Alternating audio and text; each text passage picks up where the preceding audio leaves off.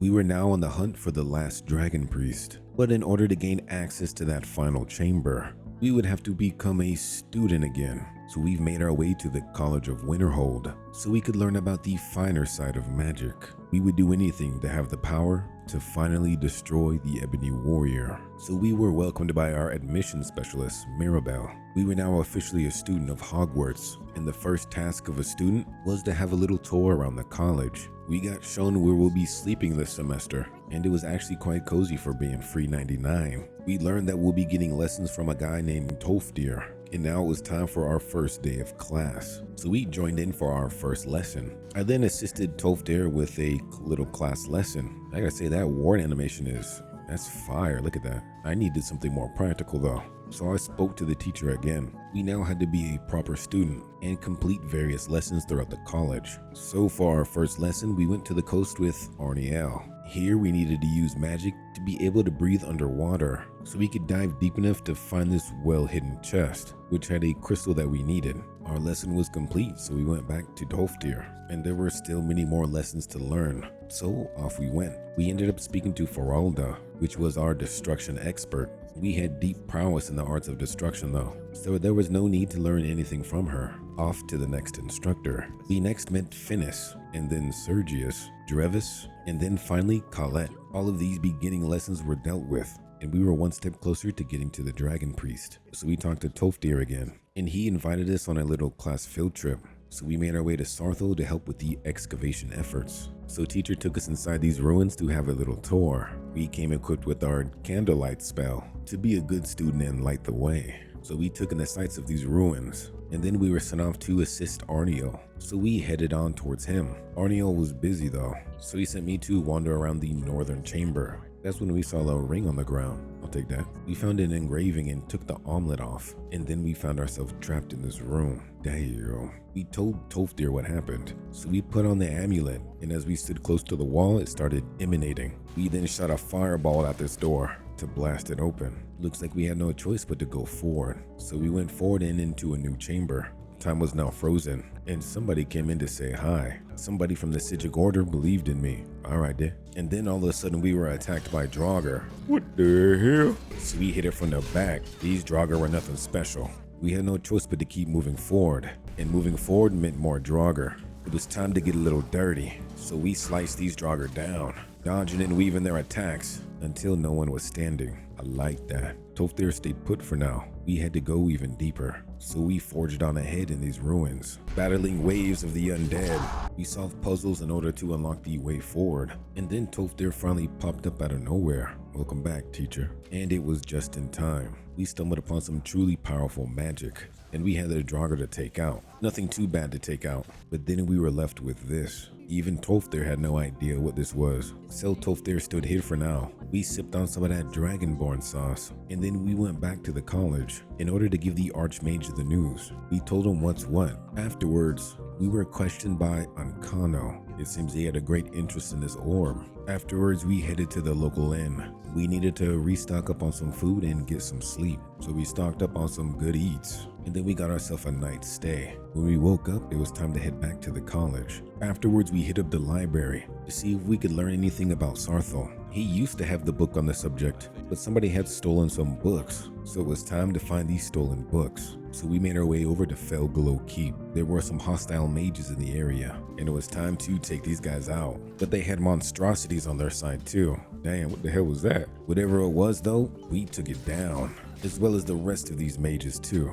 All this security for some books? Damn. We made our way in now. More mages in our midst, but easily taken out. We made our way through though, accidentally killing Orthorn in the process. Damn. We just had to find these books by ourselves now, which we found on the lower levels after dealing with some mages. We had finally made it to where these books were hopefully stored, and in here we were greeted by this chick. She wasn't too happy that we were slaying her mages. We had no choice but to engage in battle. This battle was over surprisingly quick though. I think my followers were now OP, so we took the key off of her body, and then we gathered our books. It was time to depart and head back to the college. When we finally got there, we noticed the orb was in the college now. Damn.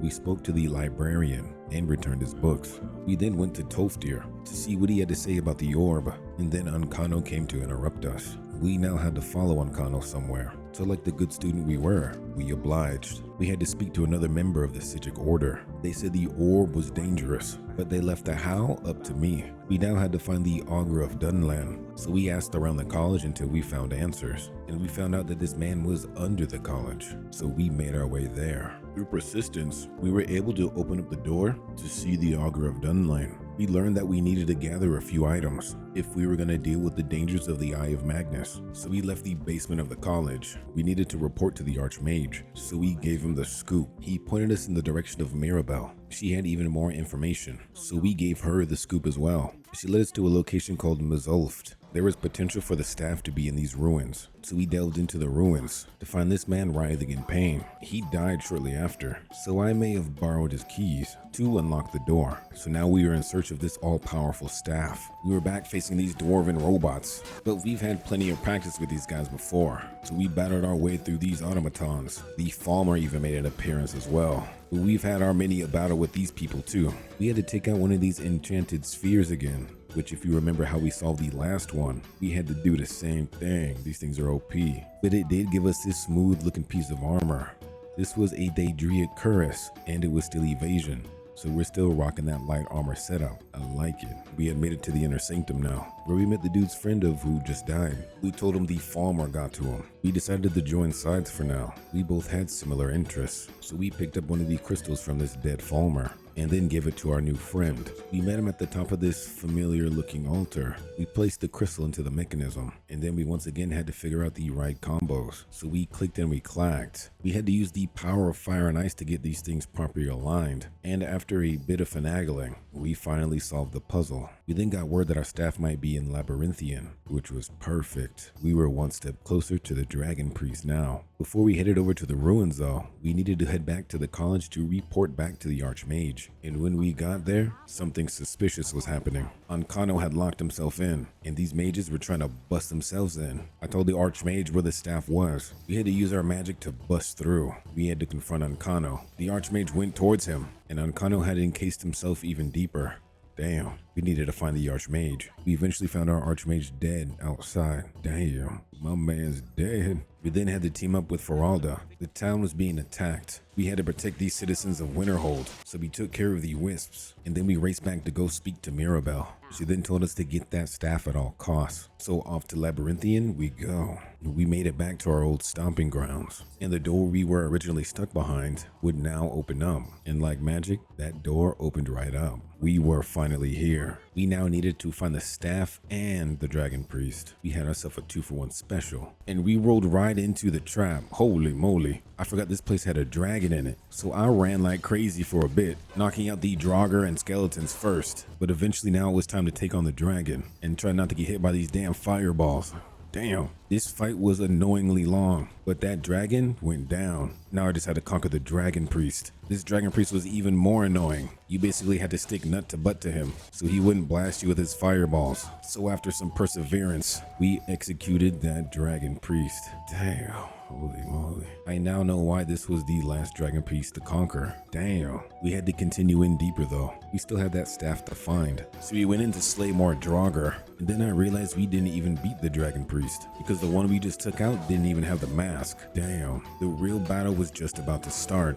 And if that was just the warm-up battle, I was feeling pretty scared. We eventually fought our way deep enough to sip on some of that Dragonborn sauce again. And now it was time for our final battle. We had to unleash the boss man himself now. So we whacked these guys in the back of the head. And once we hit both, our last Dragon Priest was released. This man ended up hitting me so hard he sent me back to lobby. Damn, pure deadly. He was taking out my followers left and right. I went in with the same strat as last time though, staying up close and personal so he couldn't attack. And that seemed to do the trick. Damn. So the staff and the mask were now ours. We were finally on the right path. We now had one final goal left. The Dragon Priests have all been conquered. My team was strong, like Donkey Kong, but there was still one man in our way. This man was the Ebony Warrior, and only by defeating him could we finally complete this chapter. He's bested us many times before, but this time he would fall. It was time to engage in battle one final time. The Ebony Warrior was mine this time, so I went in and I got slashed right off the bat. Damn. We weren't stopping until he was defeated, so it was time for round 2. This time he was on the defensive. It seemed like we were overwhelming him. All he could do was block. Maybe it was a little bit spammy, but this was the only way. We ended up disarming this man as well. He now had no sword to attack us with. We literally bested this guy, so we kept on spamming our attacks. This Ebony Warrior chose the wrong person to mess with. I was gonna make this man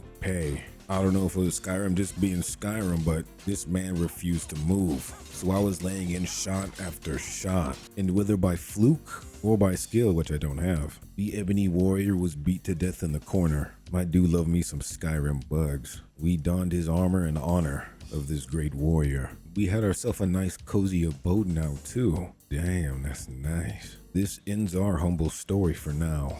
For this character at least. But there's still many untold stories of other citizens of Skyrim. You just have to wait to find out who it was.